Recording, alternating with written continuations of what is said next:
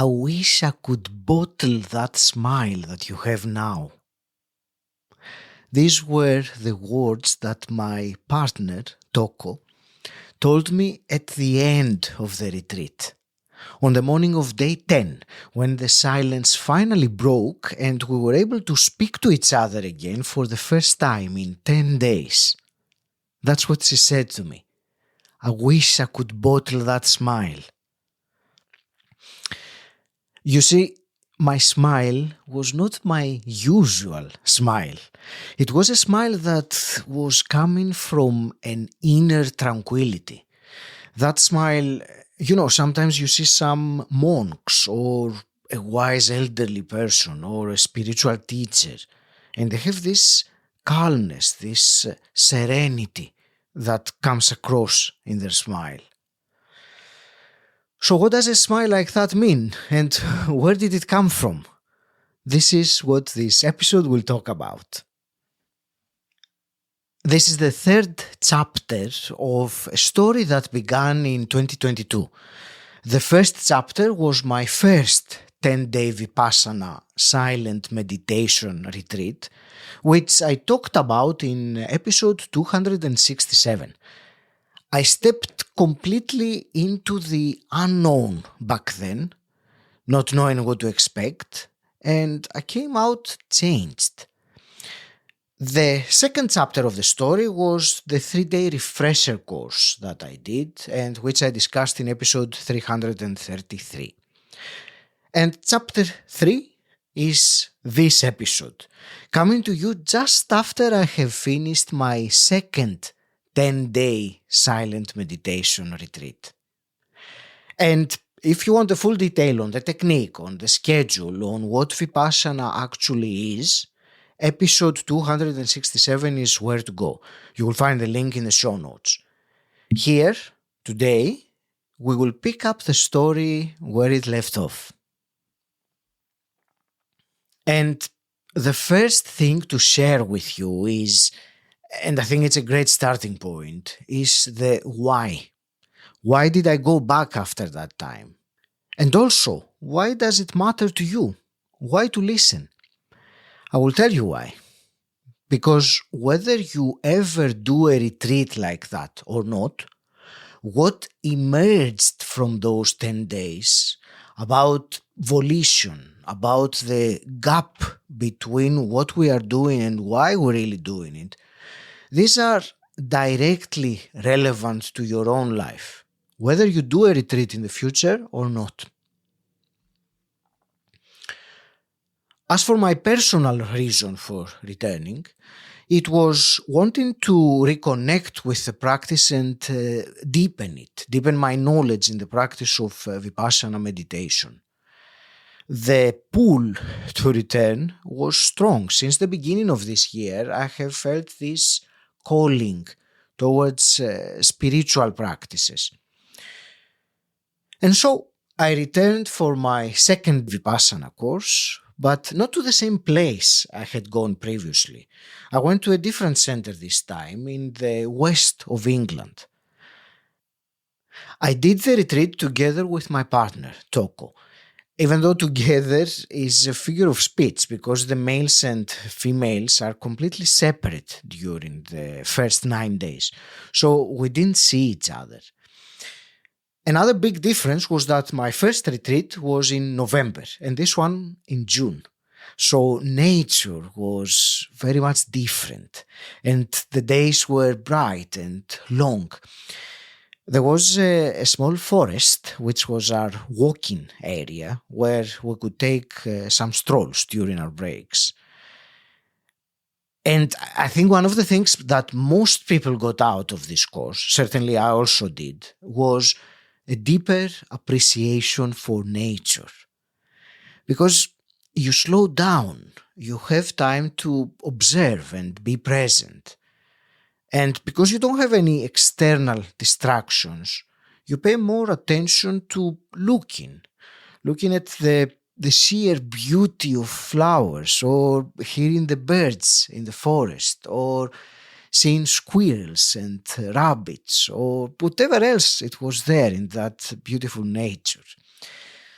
And compared to my first course, in this one there were some elements, especially the ones on the external level, that were more familiar to me because I had done it before. For example, I knew the timetable. I knew that I would wake up at 4 a.m. with the bell. I knew what 11 hours of meditation a day feels like, in your back particularly. That familiarity gave me something solid to begin. However, on the internal level, it was a completely new experience for me. Not better or worse, or easier or more difficult than the first one, but different, unique. It is unique. I spoke with other students as well, and I've come to understand that each one's experience is unique to their own. And if they do multiple retreats, they have multiple different experiences. So it doesn't mean that it gets easier when you do it. Each retreat is its own journey. Sometimes when I describe an experience of 10 days like this, the word roller coaster comes to my mind. And for a good reason, really. There were days that they were high, and there were days that they were low, and everything else in between. Interestingly for me, day one was very difficult. Many of my resistances came up. I started thinking, why on earth did I sign up to do this again? I was surprised at myself because I was expecting it to be easier to begin with. Of course, by day two, I had fully gotten over it. I got accustomed to the schedule, and that became a structure for me to lean on during my days. And this actually gave me an insight about myself that as a foundation, I look for predictability. I look for a level of certainty. Then the roller coaster continued with day four, where something broke open after a long meditation we had on that day. I left the hall and I burst into tears without knowing why. I cried for a while. Afterwards, I felt completely spaced out, walking with very slow steps, with my head down. For a couple of hours, I was lost, like something had been released. Then the roller coaster carried on and got into an apex on day 9, which for me seemed endless. Again, to my surprise, knowing that the next day is the last day of the retreat, I was amazed to see how much resistance I felt towards that seemingly endless day. Like thoughts of wanting it to be over. Toko then told me that she also hit her wall on day 7 and she was thinking of leaving. So just because one has done it before, it does not make it easier. The mind will still bring up the things that are at a deeper level. Complexes at the root level of the mind come to the surface. Before I talk about the insights, the mental dimension of the retreat for me, let me make a brief note about the physical dimension.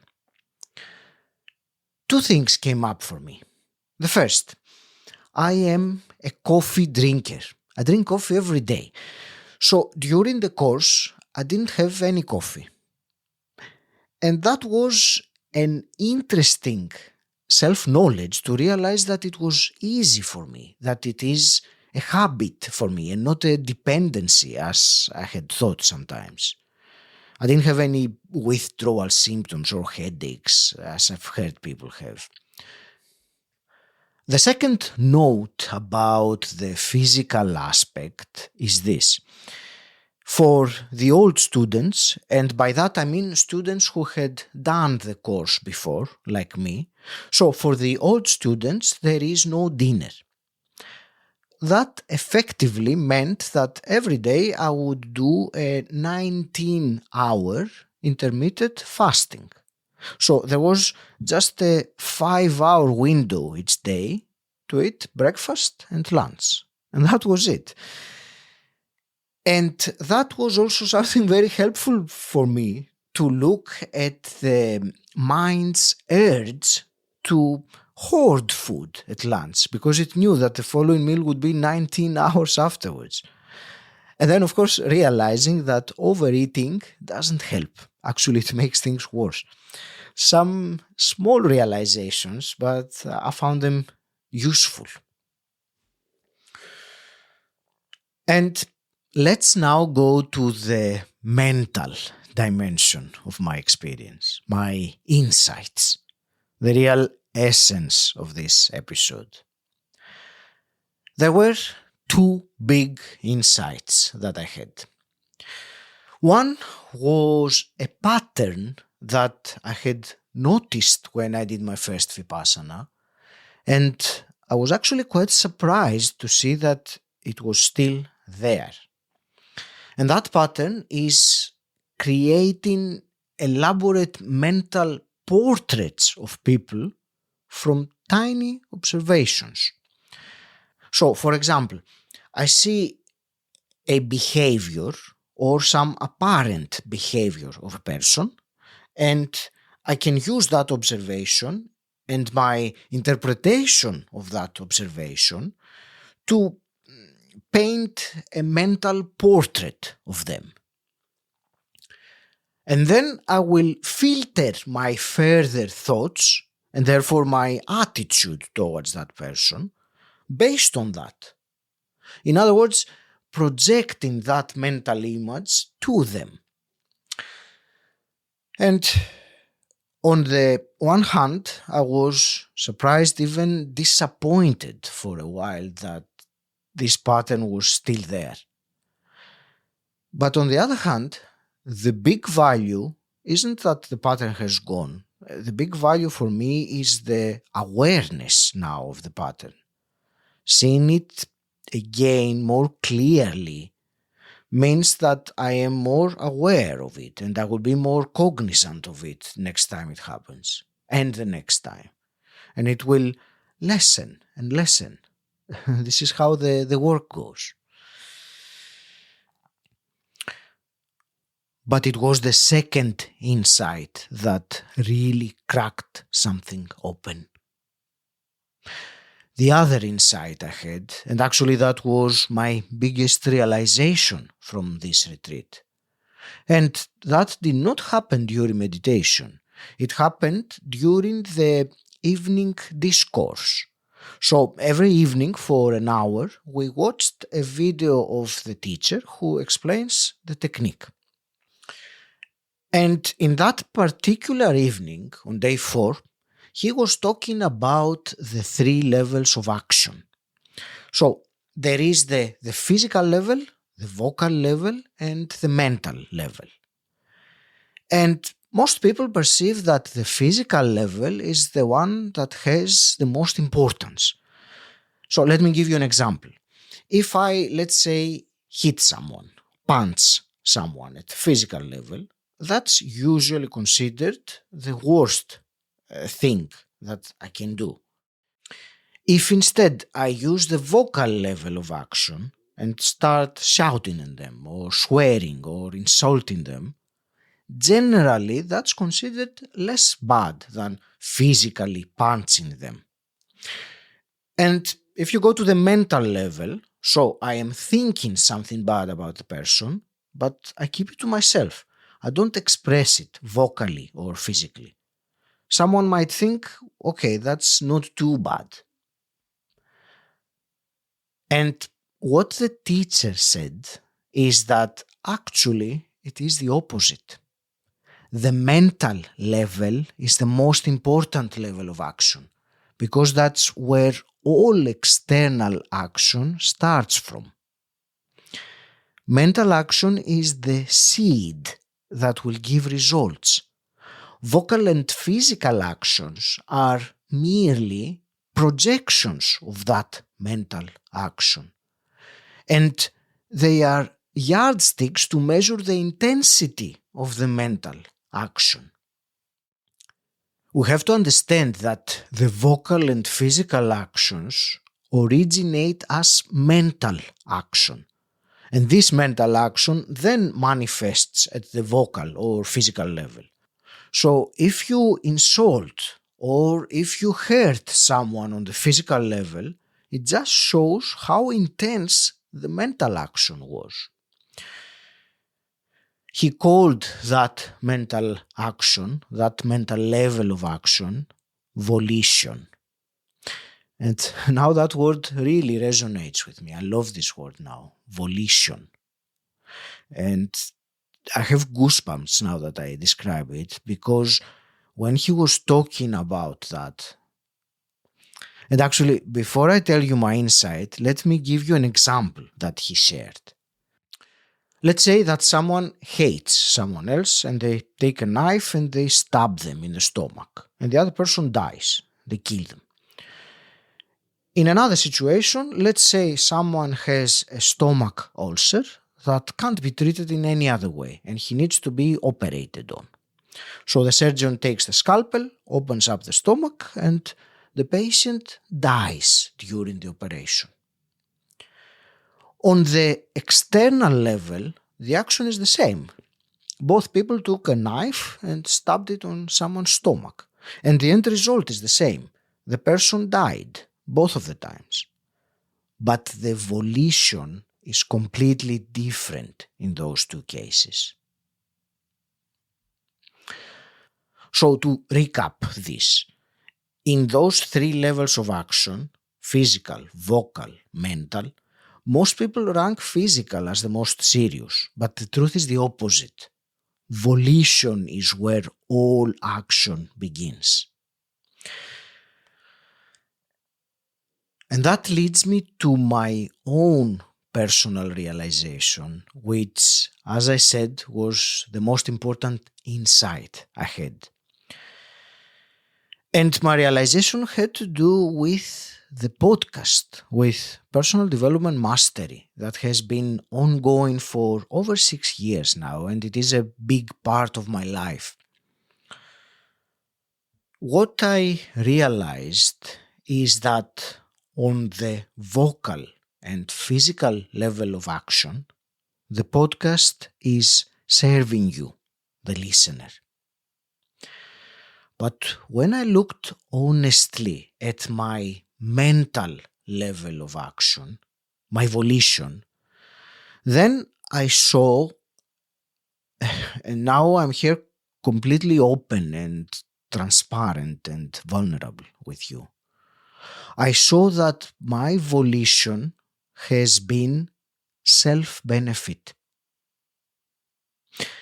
And when I say self-benefit, I don't mean anything wrong. I mean things like learning from the conversation I had, or self-expression, or financial return.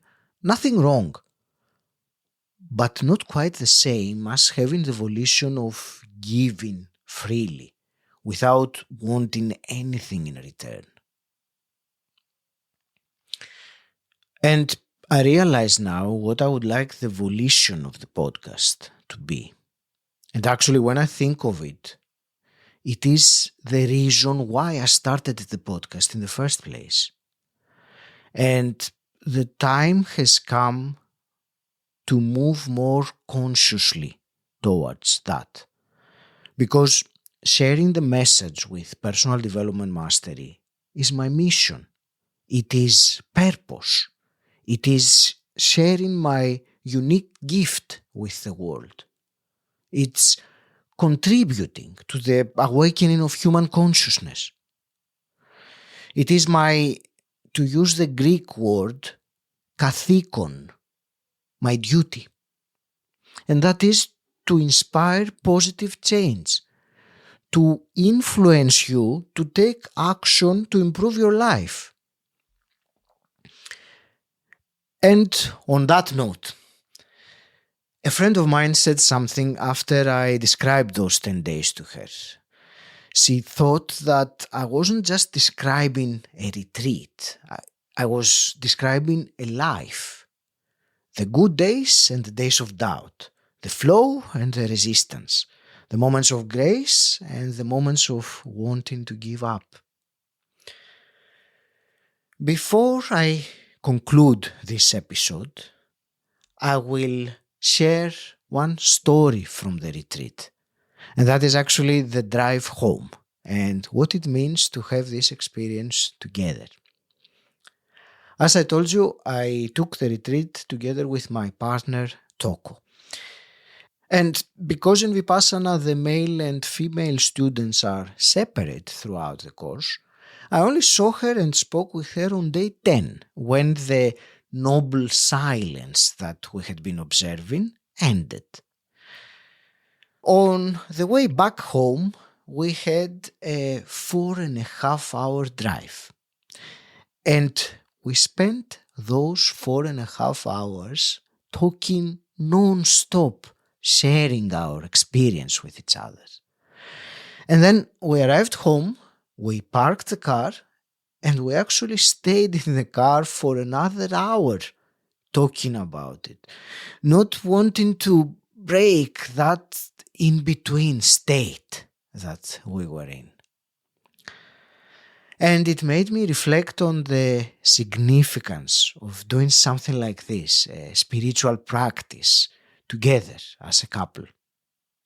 And the shared experience, the bonding, going through something this deep with your life partner, it's a gift.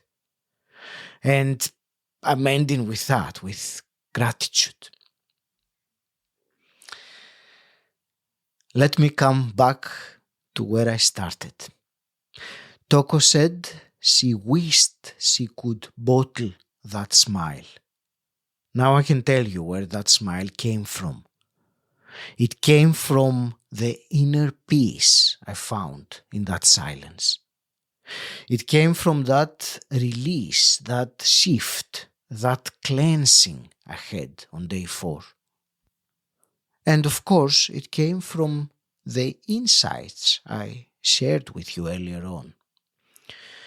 Overall, I feel that much of the mental noise has cleared. I also have a renewed daily practice of meditation, and even more, I have a clearer sense of my mission. I will leave you with 2 questions. What if you examined not just what you do, but why at the deepest level you do it? What if 10 days of silence could show you things about yourself that years of busy living have kept hidden? The time is not someday. If something in you is leaning forward as you listen to this, it is worth paying attention to. Take action on it. Go to the Vipassana website, it's in the episode notes. Or if you have a question that comes up for you, send me a message about it and I'll be happy to answer you.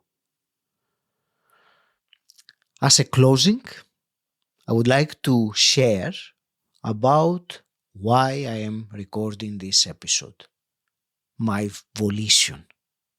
And now I choose that word intentionally, deliberately. And my volition is to move you, if you are intrigued, to take the next step, to explore, to book a course. The course is free. Centers exist around the world. Episode 267 of the podcast will tell you everything you need to know about what to expect. The invitation is not to become a meditator, It is to discover for yourself the art of living that Vipassana teaches. How to live a happy, harmonious life from the inside out.